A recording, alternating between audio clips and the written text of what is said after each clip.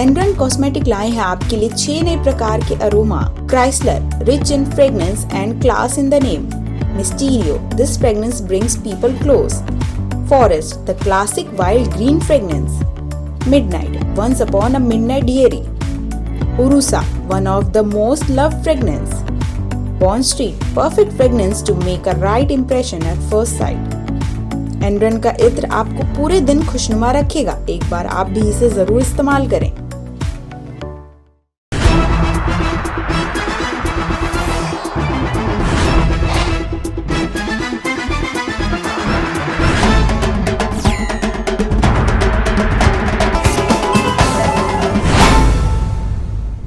नमस्कार, मैं शामिन गार्डनर और आप देख रहे हैं समय भारत 24/7। बरेली में अखिलेश यादव बोले, भाजपा की रैली थैली दोनों फेल, पूर्ण बहुमत से बन रही है सपा सरकार।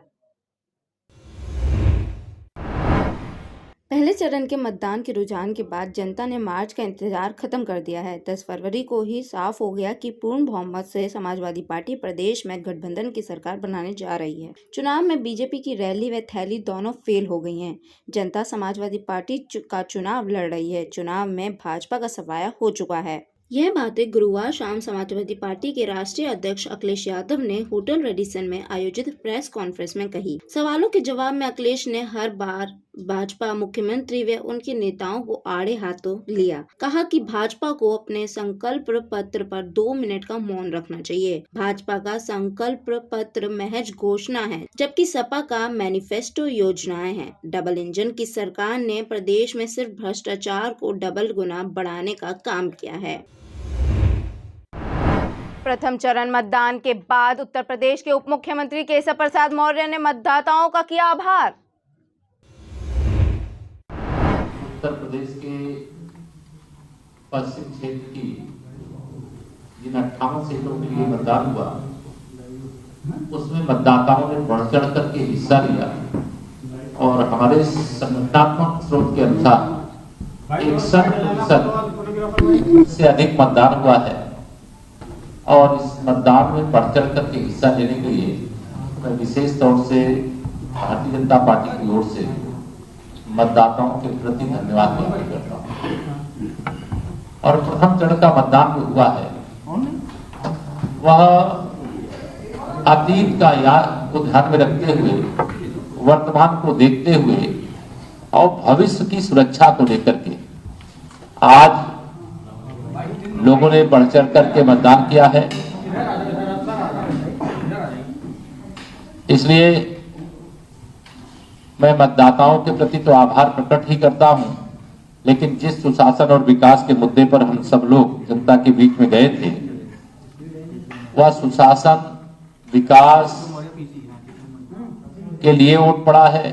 अपराध से, गुंडागर्दी से, दंगागर्दी से, पलायन की घटनाओं से जो मुक्ति मिली है, उसे कायम रखने के लिए भी आज का मतदान हुआ और मैं मतदाताओं के प्रति आभार भी प्रकट करता हूं। और आज की सूचना के अनुसार जो हमें संगठन स्रोतों से पता चल रहा है कि 58 में हम लोग 50 से 54 सीटें लगभग जीत सकते हैं। और आज यह कहने में मुझे कोई संकोच नहीं है कि 10 मार्च जिस दिन वोटों की गिनती होगी, सपा, बसपा और कांग्रेस उत्तर प्रदेश में समाप्त होने की ओर जनता के द्वारा भेज दिया जाएगा। कांग्रेस को फिर लगा बड़ा झटका। अब दूसरी पोस्टर गर्ल वंदना सिंह पार्टी छोड़ भाजपा में हुई शामिल। उत्तर प्रदेश के विधानसभा चुनाव 2022 में कांग्रेस की 40% महिलाओं को प्रत्याशी बनाने की योजनाओं से महिलाएं ही प्रभावित हैं। कांग्रेस की लड़की हूँ लड़ सकती हूँ अभियान की poster girl doctor Priyanka Maurya के बाद अब दूसरी पोस्टर गर्ल वंदना सिंह के पार्टी छोड़ देने से कांग्रेस के नारी शक्तिकरण अभियान को बड़ा झटका लगा है। कांग्रेस की लड़की हूँ लड़ सकती हूँ अभियान की पोस्टर गर्ल वंदना सिंह ने भी पार्टी से इस्तीफा दे दिया है। वंदना यूपी महिला कांग्रेस के मध्य जोन की उप अध्यक्ष के पद पर जिम्मेदारी संभाल रही थी। वंदना सिंह ने कांग्रेस पर गंभीर आरोप लगाए हैं। उन्होंने कहा, पार्टी में जिम्मेदार कार्यकर्ताओं की अनदेखी हो रही है, टिकट वितरण में दलाली की जा रही है। बता दें कि वंदना अब भाजपा में शामिल हो चुकी हैं। आप सांसद संजय सिंह ने मुरादाबाद में जनसभा के दौरान भाजपा पर उत्तर प्रदेश में आप पार्टी को प्रताड़ित करने का आरोप लगाया। साथ ही बोले, भाजपा हिंदू मुस्लिम के नाम पर चुनाव लड़ती है। आज विधानसभा का चुनाव हो रहा है। भारतीय जनता पार्टी के पास कोई मुद्दा नहीं। 5 साल में हमारे नौजवानों को रोजगार दिया कि नहीं दिया? किसान को उसके फसल का दाम दिया कि नहीं दिया? माताओं बहनों को सुरक्षा दी या नहीं दी? हमारी सड़कें बनी कि नहीं बनी? अस्पतालों में दवाएं मिलती है कि नहीं मिलती? हमारे गरीब बच्चों को सरकारी स्कूलों में शिक्षा मिलती है कि नहीं मिलती? उनको नमक रोटी क्यों खानी पड़ती है? उनको स्वेटर क्यों नहीं मिलता? जूते क्यों नहीं मिलते? बैग क्यों नहीं मिलता? हमारे मुद्दों पर आज चुनाव में चर्चा नहीं हो रही है। जब चर्चा हो रही है बीजेपी की ओर से, तो चुनाव में चर्चा कर रहे हैं पाकिस्तान की, हिंदू मुसलमान की, जिन्ना की। अरे जिन्ना जिन्ना बंद करो, गन्ना पे बात करो। हमने अपने खेतों में गन्ने जलाए हैं, हमारा हजारों करोड़ रुपए गन्ने का बकाया है। आओ, हिम्मत है तो गन्ना पर बात करो। किसान तुम्हारा हाथ पकड़ के गन्ने के खेत में लेके जाएगा जहां उसने अपने गन्ने को जलाया। संजय भैया संन्यास करो, हम आपके साथ हैं। हर चुनाव में जिन्ना पाकिस्तान, जिन्ना पाकिस्तान। बिहार का चुनाव होगा पाकिस्तान, बंगाल का चुनाव होगा पाकिस्तान, गोवा का चुनाव होगा पाकिस्तान, यूपी का चुनाव होगा पाकिस्तान। अरे भाजपाइयों, अगर तुमको पाकिस्तान से इतना डर लगता है तो अपने घर में ताला बंद करके घरों में बैठो, प्रचार में मत निकलो। हम पाकिस्तान से नहीं डरते। यहाँ का हिंदू, यहाँ का मुसलमान, यहाँ का 130 करोड़ हिंदुस्तानी, हम 20 करोड़ की आबादी वाले पाकिस्तान से नहीं डरते। हमको डराना बंद करो। तुमको डर लगता है तो चुनाव प्रचार में मत निकलो।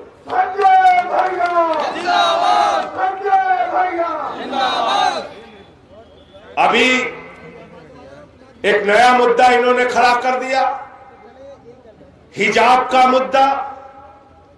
एक बेटी को 25 लफंगे गुंडे भाजपा से जुड़े हुए वो चिल्ला रहे हैं, उसके साथ छेड़खानी कर रहे हैं। क्या यह हमारी भारतीय संस्कृति है? क्या यह हमारी सभ्यता है? बेटी बेटी होती है, हिंदू की हो, मुसलमान की हो, सिख की हो, ईसाई की हो, अगड़े की हो, पिछड़े की हो, दलित की हो, सवर्ण की हो। अरे मैं तो यहां तक कहता हूं, अगर मेरे दुश्मन की भी बेटी है, उसके साथ कोई छेड़खानी करेगा तो अपनी जान देके भी उसकी रक्षा करने का काम करूंगा। संजय भैया। गुरुग्राम में हाउसिंग कॉम्प्लेक्स के अपार्टमेंट की गिरी छत, 2 की हुई मौत। गुरुग्राम के सेक्टर 109 में एक अपार्टमेंट के 6ठे फ्लोर के लिविंग रूम की छत गिरने से इस इमारत का एक हिस्सा धराशायी हो गया। इस हादसे में 2 लोगों की मौत हो गई है। उपायुक्त निशांत यादव ने बताया कि कुल 3 लोग फंसे हुए थे, जिसमें दूसरी मंजिल की एक महिला की मौत हो गई। हमने उसका शव बरामद कर लिया है। इस हादसे में करीब 2 दर्जन से अधिक लोग घायल हुए हैं। मौके पर पहुंचे उपायुक्त निशांत कुमार यादव और पुलिस कमिश्नर के रावत ने घटना के संबंध में शासन को अवगत कराया है। पुलिस के मुताबिक सेक्टर 109 स्थित बयाना बिल्डर द्वारा 4 साल पहले बनाए गए चिंटल पैराडाइज अपार्टमेंट के 6ठे फ्लोर पर एक फ्लैट के लिविंग रूम में कुछ दिनों से मॉडिफिकेशन का काम चल रहा था। गुरुवार को शाम करीब 6:30 बजे अचानक जिस रूम में काम चल रहा था उसकी छत भरभराकर गिर गई। बता दें कि गुरुग्राम के विधायक राकेश ने कहा है कि बिल्डर के खिलाफ इस मामले में कार्रवाई की जाएगी। गोवा में सभा को संबोधित करते हुए पीएम मोदी ने भारत को कांग्रेस मुक्त करने की बात की। साथ ही भाजपा के लिए गोवा का अर्थ क्या है वो बताया।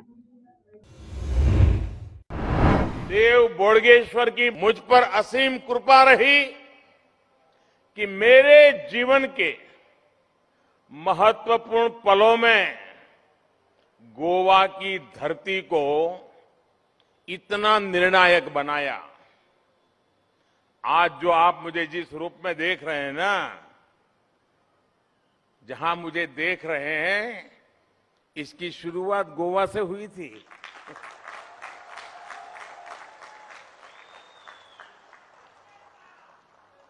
जून 2013 में यहां भारतीय जनता पार्टी की कार्य समिति थी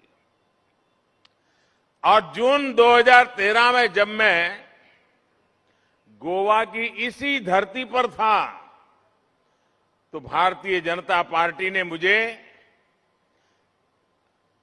लोकसभा के चुनाव के लिए भाजपा की प्रचार समिति का प्रमुख घोषित किया था। फिर बाद में मुझे प्रधानमंत्री का उम्मीदवार भी घोषित किया गया था। गोवा की इसी धरती से निकली प्रेरणा थी कि यहां आप लोगों से बात करते हुए उस दिन हमारे पर्रिकर जी ने मेरी यहां एक सभा आयोजित की थी और उस सभा में मेरे मुंह से सहसा सहज रूप से एक शब्द निकला था। वो शब्द था कांग्रेस मुक्त भारत। ये शब्द गोवा की धरती से ही, यहां के पुण्यात्माओं के आशीर्वाद से सहसा मेरे मुंह से निकल गया था और हमने देखा आज ये शब्द देश के कोटि कोटि नागरिकों का संकल्प बन गया है। साथियों, हमारे लिए गोवा का अर्थ है G for governance, O for opportunities and A for aspirations. GOA governance के क्षेत्र में तो गोवा देश के लिए एक मॉडल बनकर के उभरा है। प्रमोद जी को, उनकी पूरी टीम को, यहां के सभी कर्मचारियों को मैं हृदय से अभिनंदन करता हूं। आपने जो काम किया है वो मामूली नहीं है, अभूतपूर्व काम किया है आपने। क्योंकि मैं भी बहुत साल तक मुख्यमंत्री रह के आया हूं, मुझे मालूम है इस प्रकार की योजनाओं को नीचे तक ले जाना है तो कितना दम उखड़ जाता है। लंबे अरसे तक मुख्यमंत्री तक रहने के बाद मैं कह रहा हूं कि प्रमोद जी आपने अद्भुत काम किया है, आपकी टीम ने अद्भुत काम किया है।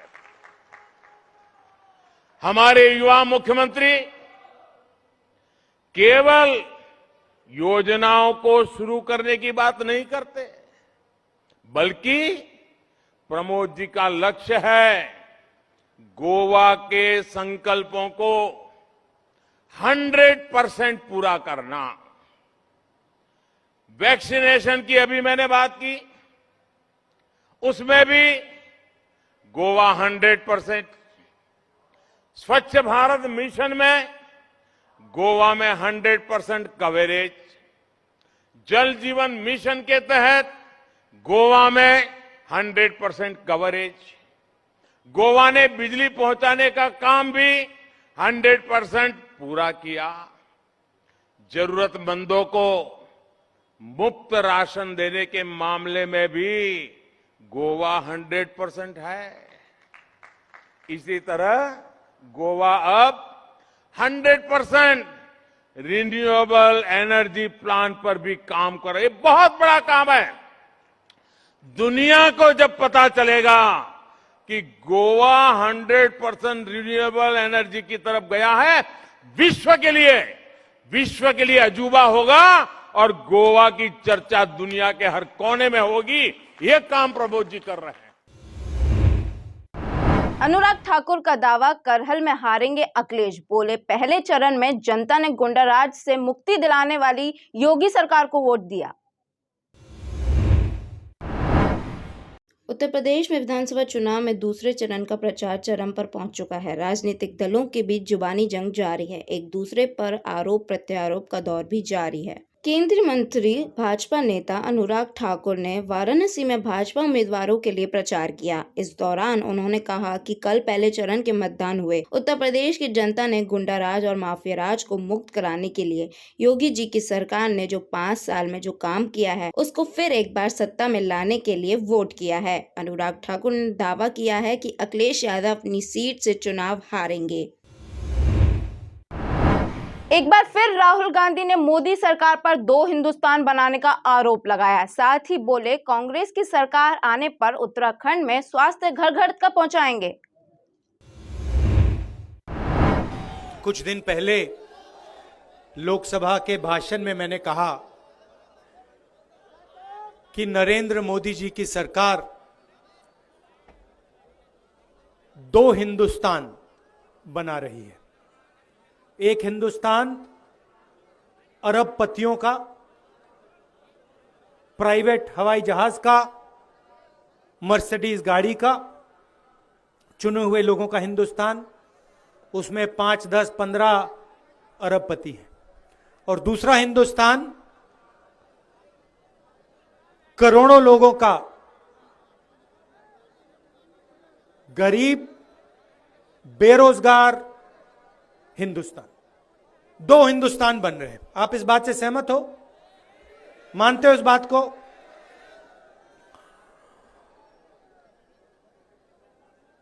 अमीर हिंदुस्तान में जो भी आपको चाहिए, एयरपोर्ट चाहिए, पोर्ट चाहिए, कोई भी बिजनेस चाहिए, आप ले सकते हो, मगर अरबपति होना पड़ेगा। अगर अरबपति नहीं हो तो उस हिंदुस्तान में आपके लिए कोई जगह नहीं है।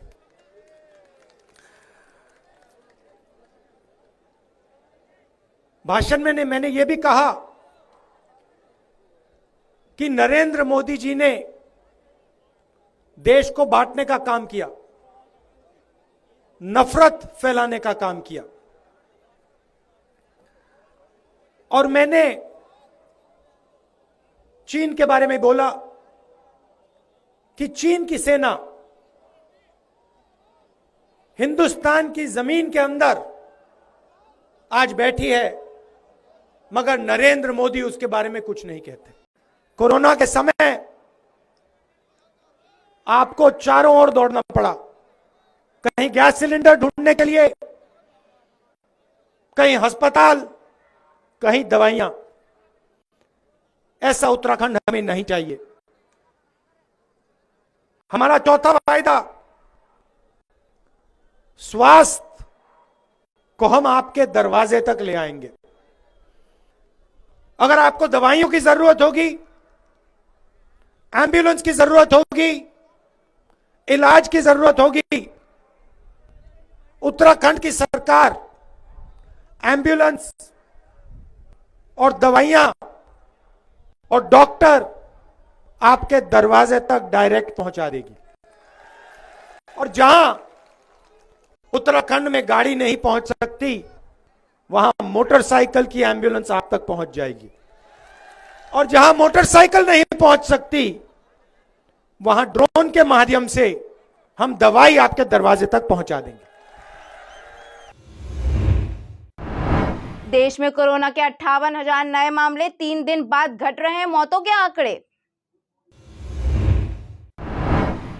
देश में कोरोना के मामलों में लगातार गिरावट जारी है। स्वास्थ्य मंत्रालय ने कोरोना को लेकर बीते 24 घंटे का अपडेट जारी किया है। रिपोर्ट के मुताबिक देश में कोरोना के 58,077 नए मामले सामने आए। इसके अलावा 1,50,407 लोग ठीक हुए। कोरोना से मरने वाले लोगों की संख्या में भी बड़ी कमी देखने को मिल रही है। वहीं अब तक 24 घंटे में कोरोना से 600 लोगों की जान गई है। 3 दिन बाद मृत्यु की संख्या 1000 से कम दर्ज की गई है। इससे पहले 6 फरवरी को 800 लोगों की मौत हुई थी। सुबह सुबह तेज धूप से दिल्ली एनसीआर में मौसम का बदला मिजाज।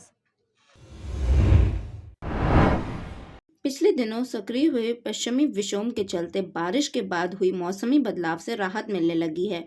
शुक्रवार सुबह ठंड से थोड़ी राहत है तो कोहरे ने भी लोगों को परेशान नहीं किया। शुक्रवार को भी दिन भर तेज धूप खिली रहेगी और इससे ठंड से राहत मिलेगी। मौसम विभाग का पूर्व अनुमान है कि आज यानी शुक्रवार को आसमान साफ रहेगा, लेकिन दिन के दौरान 20 से 30 किलोमीटर प्रति घंटा की गति से तेज हवा चलेगी। वहीं भारतीय मौसम विज्ञान विभाग की माने तो अगले एक हफ्ते तक दिल्ली एनसीआर के मौसम में अधिक बदलाव होने के आसार नहीं हैं।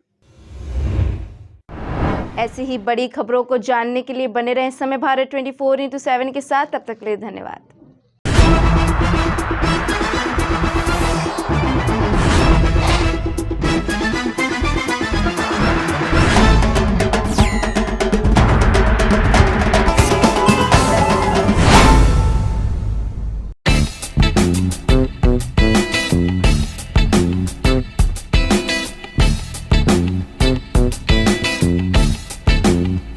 छोटा ही सही लेकिन खूबसूरत हो आपका आशियाना, तो नए टेक्निक्स और डिजाइन्स का इस्तेमाल करके आप अपने घर को बेहद ही खूबसूरत और आकर्षक बनवा सकते हैं। नए interior designs, attractive colour combination और एडोरेबल फर्निशिंग स्टाइल से आपके घर का living room, bedroom, kitchen, balcony देगा आपको सपने जैसे घर का लुक। आप नहीं होना चाहते हैं अपने घर से बोर, तो कांटेक्ट कीजिए 9315138474 पर या फिर 9717378629 पर। वेबसाइट है www.citywide.co.in।